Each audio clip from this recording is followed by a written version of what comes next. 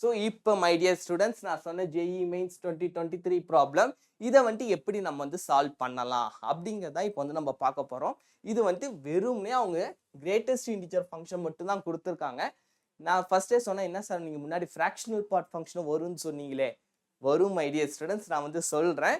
ஆனால் அதுக்கு முன்னாடி ஃபஸ்ட்டு நீங்கள் ஸ்டார்ட் பண்ணுறப்ப கிரேட்டஸ்ட் இன்டிஜர் ஃபங்க்ஷனே உங்களுக்கு வந்து போதும். அதுக்கப்புறம் ஃபைனல் ஸ்டெப்பில் ஆன்சர் கண்டுபிடிக்கிறப்ப ஃப்ராக்ஷனல் பார்ட் வரும். நான் ஃபஸ்ட்டு உங்களுக்கு ஒரு பேசிக் ஃப்ராக்ஷனல் பார்ட் ஃபங்க்ஷன் நான் மட்டும் சொல்லிவிட்டு நான் இந்த ப்ராப்ளம் சால்வ் பண்ணுறேன். ஏன்னா வந்துட்டு ரொம்ப உங்களுக்கு தெரியணும்னு அவசியம் இல்லை.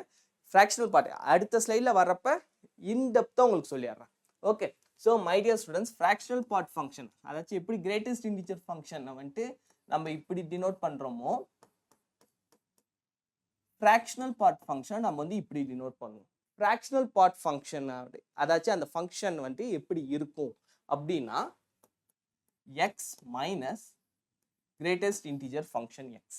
இதுதான் my dear students fractional part function. அதாவது ஃப்ராக்ஷனல் பார்ட் ஃபங்க்ஷன்னா எனக்கு ஹோல் எக்ஸ்ல இருந்து கிரேட்டஸ்ட் இன்டிஜர் ஃபங்க்ஷனை ரிமூவ் பண்ணிட்டேன்னா கிடைக்கிற அந்த மிச்ச சொச்சம் அந்த இத்தனோண்டு வேல்யூ தான் நம்மளுடைய ஃப்ராக்ஷனல் பார்ட் ஃபங்க்ஷன். ஸோ அந்த ஃப்ராக்ஷனல் பார்ட் ஃபங்க்ஷனு சீக்வல்ஸ் டு இதுதான் வந்துட்டு நம்மளுடைய ஃபார்முலா. ஃபார் எக்ஸாம்பிள் இதுக்கு வந்துட்டு எந்த வேல்யூஸ் நீங்கள் எடுத்தீங்கனாலுமே இதில் முக்கியமாக ஒரு ப்ராப்பர்ட்டிஸ் இருக்குது. நான் ப்ராப்பர்ட்டிஸ் வரப்போ சொல்கிறேன். ஃப்ராக்ஷனல் பார்ட் ஃபங்க்ஷன் எல்லா இன்டெக்ரல் வேல்யூஸ்க்கும் 0 மை டியர் ஸ்டூடெண்ட்ஸ். ஸோ இப்போ நான் 1 எடுத்தேன்னா நான் முன்னாடியே சொல்லியிருக்கேன் 1 கிரேட்டஸ்ட் இன்டிஜர் ஃபங்க்ஷனில் இன்டெக்ரல் வேல்யூஸ் எல்லாமே சேமாக ரிப்ளை ஆகும். அதில் எந்த ஒரு சேஞ்சஸுமே இருக்காது. ஸோ 1. ஸோ இந்த வேல்யூ வந்து 0 ஆயிடும். ஸோ ஃப்ராக்ஷனல் பார்ட் ஃபங்க்ஷனில் எந்த ஒரு இன்டெக்ரல் வேல்யூஸ் எடுத்தானாலும் எனக்கு 0 தான் வரும். ஃபார் எக்ஸாம்பிள் நான் ஒரு 2.5 நான் 2.5 அப்படியே வந்துடும் my dear students. Minus greatest integer function போல 2.5 வர்றப்ப என்ன ஆகும், 2ஆக மாறிடும். ஸோ எனக்கு கிடைக்கிற வேல்யூ என்னதுன்னா 0.5. இந்த மாதிரி நீங்கள் எந்த வேல்யூஸ் எடுத்து செக் பண்ணாலும் சரி, ஃப்ராக்ஷனல் பார்ட் ஃபங்க்ஷனோட ரேஞ்ச் 0,1 இதுக்குள்ளார மட்டும்தான் இருக்கும். அதாச்சும் ஃப்ராக்ஷனல் பார்ட் ஃபங்க்ஷன் எப்படி இருக்குன்னா ரேஞ்ச் வந்து 0க்கும் 1க்கும் குள்ளார மட்டும்தான் இருக்கும்.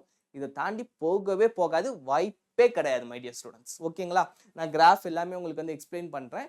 இப்போ நம்ம இந்த ப்ராப்ளம்க்கு உங்களுக்கு இது தெரிஞ்சாலே போதும். அதுக்கப்புறம் நம்ம ஃப்ராக்ஷனல் பார்ட் ஃபங்க்ஷன் வந்துட்டு 0க்கும் 1க்கும் நடுவில் தான் இருப்பாங்க. இது உங்களுக்கு தெரிஞ்சால் போதும். இதுவே வந்துட்டு மோர் எனஃப். ஓகேங்களா, அதாச்சும் உங்களுக்கு வந்து ஒரு பேசிக் ஓவர்வியூ கொடுத்துட்டேன். கிரேட்டஸ்ட் ஃப்ராக்ஷனல் பார்ட் ஃபங்க்ஷன்னா ஹோல் ஃபங்க்ஷன், அதாவது ஹோல் எக்ஸ்ல இருந்து கிரேட்டஸ்ட் இன்டிஜர் ஃபங்க்ஷனை ரிமூவ் பண்ணிட்டேன்னா கிடைக்கிற அந்த மிச்ச சொச்சம் தான் எனக்கு ஃப்ராக்ஷனல் பார்ட். இதில் எந்த ஒரு இன்டெக்ரல் வேல்யூஸ்க்கு எனக்கு கிடைக்கிற வேல்யூ 0. ஆனால் வந்துட்டு எனக்கு 1 கிடைக்கவே கிடைக்காது. நீங்கள் ட்ரை பண்ணி பார்க்கலாம், 0.9999 வரைக்கும் போவாங்க. ஆனால் 1 வாய்ப்பு இல்லை ரஜாங்கிற மாதிரி 1 வந்துட்டு வரவே வராது மை டியர் ஸ்டூடெண்ட்ஸ். அதுதான் இப்போ வந்து நம்ம இந்த ப்ராப்ளம் சால்வ் பண்ணலாம். இப்போ நமக்கு வந்து கொடுத்துருக்காங்க. இதெல்லாம் வந்துட்டு பேசிக் தான். நீங்கள் பேசிக்காக வந்துட்டு ப்ராப்ளம் சால்விங் ஸ்கில் இருந்தாலே போதும். எக்ஸ் ஸ்கொயர் ஃபர்ஸ்ட் இந்த x greatest integer function gif of x inside கொண்டு வந்துடுறேன். அதுக்கப்புறம் நீங்கள் உங்களோட கிளப்பிங் ஸ்கில்ஸ் தான் my dear students. Gif of x plus 3 minus equals to 0. Okay my dear students, இதுதான் வந்துட்டு நமக்கு கொடுத்துருக்காங்க. இப்போ நமக்கு என்ன கேட்டிருக்காங்கன்னா ஒரு ஈக்குவேஷன் கொடுத்துட்டாங்க. இதில் வந்துட்டு இந்த ஸ்கொயர் பிராக்கெட் ஆஃப் எக்ஸுங்கிறது GIF of x greatest integer function கொடுத்துட்டாங்க. அதுக்கு எத்தனை சொல்யூஷன் இருக்கும் அதுதான் நமக்கு வந்து கேட்டிருக்காங்க. சொல்யூஷன் என்ன, எந்த இன்டர்வல்குள்ளார் இருக்கும், எப்படி இருக்கும், அதை மட்டும் நம்ம சொல்லிட்டோம்னா போதும். ஓகே, ஸோ இப்போ வந்து இதுதான் வந்துட்டு நம்ம கொடுத்துருக்க ஈக்குவேஷனை நம்ம வந்து ஈக்குவல் டு 0வா கன்வெர்ட் பண்ணிக்கிட்டோம். இப்போ நான் என்ன பண்ணுறேன், வெறும்னே இப்படி யோசிச்சா எனக்கு ஒன்றும் கிடைக்கல. அப்போ நான் என்ன பண்ணணும், இன்னும் ஏதாச்சும் கொஞ்சம் பிரித்து விட்ற வேலையை பண்ணணும். அந்த பிரித்து விட்றது நமக்கு ஏற்ற மாதிரி, அதாச்சும் ஒரு பெரிய மேத்தமெட்டிஷியன் சொல்லுவார், ஆக்ஸ்ஃபோர்ட் காலேஜில் பெரிய professor, B lazy while solving mathematics. அதாச்சும் மேக்ஸ் ப்ராப்ளம் சால்வ் பண்ணணும் உட்காந்துட்டிங்கன்னா சோம்பேறியாக மாறிடுங்கன்னு. சோம்பேறியா என்ன சார் சொல்கிறீங்க, சோம்பேறியா எப்படி சார் மாறுறது அப்படின்னா, அதாச்சும் நான் படிக்கிறதுக்கு சோம்பேறித்தனம் பட்டுக்கிட்டு படிக்காமல் இருங்கன்னு சொல்ல, ப்ராப்ளம் சால்வ் பண்ணுறப்ப சொல்கிறேன். ஏன் அப்படின்னா ஒரு ப்ராப்ளத்தை நீங்கள் உட்காந்து சால்வ் பண்ணுறீங்கன்னா எடுத்தோடனே ப்ராப்ளத்துக்குள்ளார இறங்கிடக்கூடாது. ஏன்னா இறங்கிட்டிங்கன்னா உங்களுக்கு வந்து கன்ஃபியூஷன் ஆகிடும். என்ன அப்படியே ஒரு மாதிரி பதட்டம் ஆகிடக்கூடாது. ஃபஸ்ட்டு பார்க்கணும், அப்படியே ரிலாக்ஸ் பண்ணி என்ன கேட்டிருக்காங்க, ஓ இதான் கேட்டிருக்காங்களா, சரி இதை என்ன பண்ண முடியும் அப்படியே நீங்கள் ஃபஸ்ட்டு ஒரு அனலைஸ் பண்ணிங்கனாலே உங்களுக்கு ப்ராப்பர்ட்டிஸ் ஞாபகத்துக்கு வரும். அந்த ப்ராப்பர்ட்டிஸ் வச்சு சால்வ் பண்ண முடியுமா, அந்த ஸ்கில்லை நீங்கள் வந்து இனிஷியலாகவே டெவலப் பண்ணுங்க. எடுத்தோடனே பறந்துக்கிட்டு ப்ராப்ளம் அந்த இது ஹேபிட்டை வளர்த்துக்காதீங்க. ஏன்னா இந்த ஹேபிட் தான் உங்களை வந்து நெக்ஸ்ட் லெவலுக்கு உங்களை கூட்டு போகும். உங்களுக்கு அதாச்சும் ஜேஇ எக்ஸாமை கொஞ்சம் ஈஸியாகும். ஜேஇ எக்ஸாம் அப்போ நீங்கள் வந்து ஈஸியாக கம்ஃபர்டபுளாக இருக்கணும் மை டியர் ஸ்டூடெண்ட்ஸ். அதுதான் ரொம்ப ரொம்ப ரொம்ப முக்கியம். இப்போ வாங்க நம்ம ப்ராப்ளத்துக்குள்ளே போகலாம். இப்போ நான் என்ன பண்ணுறேன், இங்கே -4x இருக்குது, இங்கே +3 -x இதெல்லாம் இங்கே இருக்குது. இப்போ வந்து நான் கிளப் பண்ணும் இதெல்லாம் என்னால் சேர்த்து வெளியே எடுக்க முடியுமா, எடுக்கணும். ஸோ அதுக்காக நான் என்ன பண்ணுறேன், இங்கே 3 மட்டும் தனியாக இருக்கிறதுனால -4xஐ 2ஆக பிரிக்கிறேன். இது எல்லாமே மை டியர் ஸ்டூடெண்ட்ஸ் உங்களோட ப்ராக்டிஸில் தான் வரும். எதை ஃபஸ்ட்டு பிரிக்கணும், எப்படி பிரிக்கணும், எப்படி கிளப் பண்ணணும், இது எல்லாமே நீங்கள் ப்ராப்ளம் சால்வ் பண்ண தான் வரும். ஓகேங்களா? இது எப்படி சார் நீங்கள் ஆட்டோமேட்டிக்காக பண்ணுறீங்கன்னு நீங்கள் கேட்கலாம். Practice makes a man perfect. அவ்வளோதான், ஒரே பதில். x² -x -3x, அதாவது -4xஐ அதை எந்த விதத்தையும் டிஸ்டர்ப் பண்ணாமல் எனக்கு கம்ஃபர்டபுளாக நான் மாற்றிக்கிறேன் மை டியர் ஸ்டூடெண்ட். அவ்வளோதான். ஸோ அதுக்கப்புறம் gif of x +3 -x gif of x equals to 0. ஓகேவா மை டியர் ஸ்டூடெண்ட்ஸ்? இப்போ x² -x நான் பிரிச்சிட்டேன். இப்போ எனக்கு எதெல்லாம் ஓரளவு காமனாக எடுக்க முடியுமோ அதெல்லாம் நான் சேர்க்க போகிறேன். எப்படி அப்படின்னா, இப்போ x² இங்கே இருக்குது, இங்கே -x gif of x இருக்குது. நான் இது ரெண்டுத்தையும் இப்போ வந்து நான் சேர்க்க போகிறேன். x² -x gif of x. ஏன்னா இது ரெண்டுத்துல தான் எக்ஸை காமனாக வெளியே எடுக்கலாம் மை டியர் ஸ்டூடெண்ட்ஸ். அதுக்காக தான் நான் இப்படி வந்து கிளப் பண்ணுறேன். அடுத்து நான் என்ன பண்ணுறேன், இங்கே -x இருக்குது ப்ளஸ் gif of x இருக்கு. இதில் நான் எதையும் காமனாக எடுக்க முடியாது, நான் அப்படியே அதை வச்சுக்கிறேன். அடுத்து இங்கே -3x, அடுத்து இங்கே +3 is equals to 0. இப்போ எதெல்லாம் காமனாக வெளியே எடுக்க முடியுமோ அதை ஃபஸ்ட்டு எடுத்துருவோம் ஸ்டூடெண்ட்ஸ். எக்ஸை வெளியே எடுப்போம். எடுத்தனா x -gif of x. So இந்த இடத்துல எனக்கு x -gif of x இருக்கு. ஆனால் இங்கே வந்துட்டு -x + gif of x இருக்கு. அப்போ நான் என்ன பண்ணுறேன், இங்கேருந்து நெகட்டிவை வெளியே எடுக்கிறேன். ஸோ நெகட்டிவை வெளியே எடுத்தனா x -gif of x. Okay my dear students, இப்போ இது ரெண்டும் காமனாக வந்துருச்சு. அப்போ நெக்ஸ்ட் ஸ்டெப்பில் நான் இந்த பார்ட்டை காமனாக வெளியே எடுத்துருவேன். இப்போ இங்கே நான் வந்து -3ஐ காமனாக வெளியே எடுத்துறேன் மை டியர் ஸ்டூடெண்ட்ஸ். -3ஐ நான் வெளியே எடுத்தேன்னா x -1 equals to 0.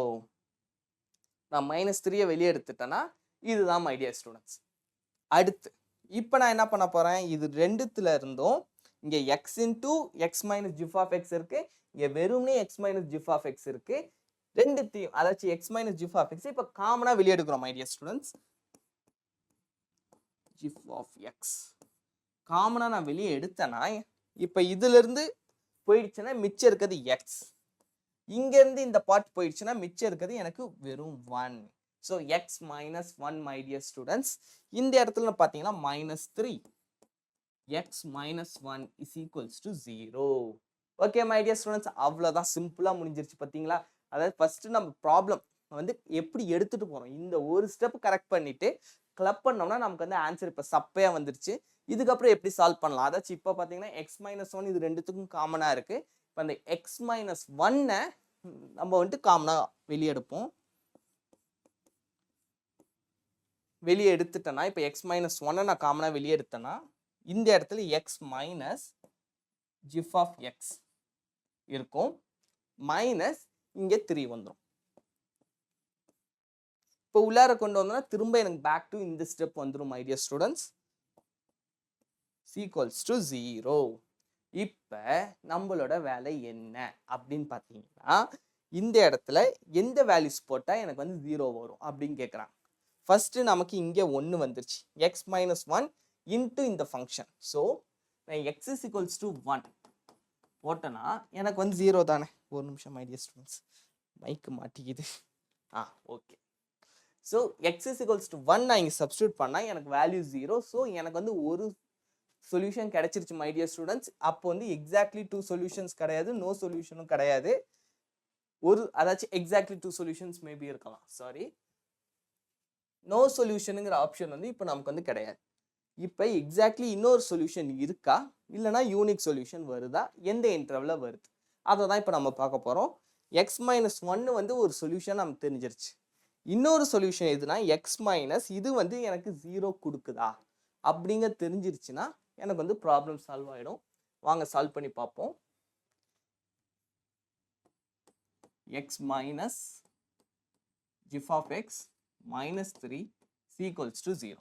Okay my dear students, இதுதான் வந்து இப்போ இவங்க வந்து கொடுத்துருக்காங்க. இப்போ நான் முன்னாடியே சொன்னேன் ஃப்ராக்ஷனல் பார்ட் ஃபங்க்ஷன் என்னன்ட்டு.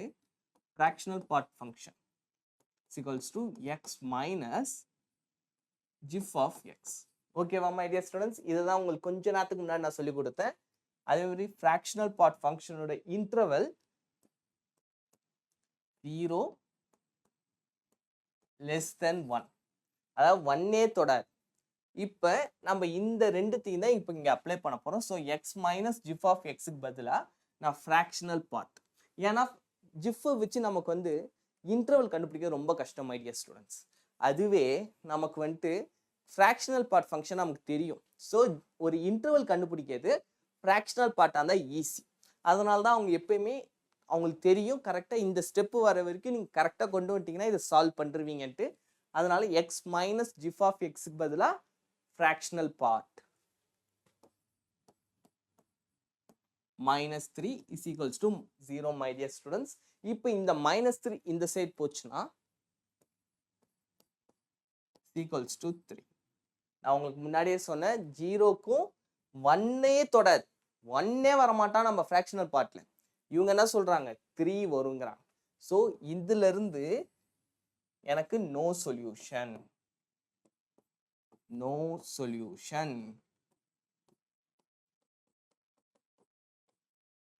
ஓகே மை டியர் ஸ்டூடெண்ட்ஸ், இதுல இருந்து எனக்கு கிடைக்கிறது வந்து சொல்யூஷனே இல்லை. அப்ப எனக்கான ஆன்சர் வந்து பாத்தீங்கன்னா எக்ஸ் இஸ் ஈக்குவல்ஸ் டு 1 மட்டும் தான் எனக்கு சொல்யூஷன் தரான். அப்ப யூனிக் சொல்யூஷன், எக்ஸாக்ட்லி 2 சொல்யூஷனும் கிடையாது. இப்போ யூனிக் சொல்யூஷன் இவங்க என்ன சொல்றாங்கன்னா 1, மைனஸ் இன்ஃபினிட்டிக்கு மட்டும்தான் அப்படிங்கிற மாதிரி சொல்றாங்க. அப்படி கிடையாது. நம்ம எடுத்தது எக்ஸ்னாலே ரியல் தான், என்டையர் ரியல் நம்பர்ஸ்ல இருந்தா நம்ம ஒரு சொல்யூஷன் வந்திருக்கு, இந்த இன்டர்வல்ல தான் இருக்கு. அப்ப இன்னொரு இன்டர்வல் இல்லை, கிடையாது. ஸோ ஆல்வேஸ் இப்போ காமனாக கொடுக்கலனா that is real numbers my dear student. So unique solution in minus infinity comma infinity. ஏன்னா நமக்கு எக்ஸோட கிரேட்டஸ்ட் இன்டிஜர் ஃபங்க்ஷனோட டொமைனுமே 6 தான், ஃப்ராக்ஷனல் பார்ட் ஃபங்க்ஷனோட டொமைனுமே 6 தான். ஸோ அது எல்லாமே வந்துட்டு அடுத்து வர ஸ்லைட்ஸில் உங்களுக்கு வந்து எக்ஸ்பிளைன் பண்ணுறேன். ரேஞ்சு தான் 0 to 1 ஃப்ராக்ஷனல் பார்ட் ஃபங்க்ஷனுக்கு, அந்த ரேஞ்சுமே நம்ம கிரேட்டஸ்ட் இன்டிஜர் ஃபங்க்ஷன்ஸுக்கு கிடையாது. ஸோ இம்பார்ட்டன்ட் ப்ராப்பர்ட்டிஸ் இது எல்லாமே நீங்கள் தெரிஞ்சுக்க வேண்டும், ரொம்ப ரொம்ப முக்கியம்.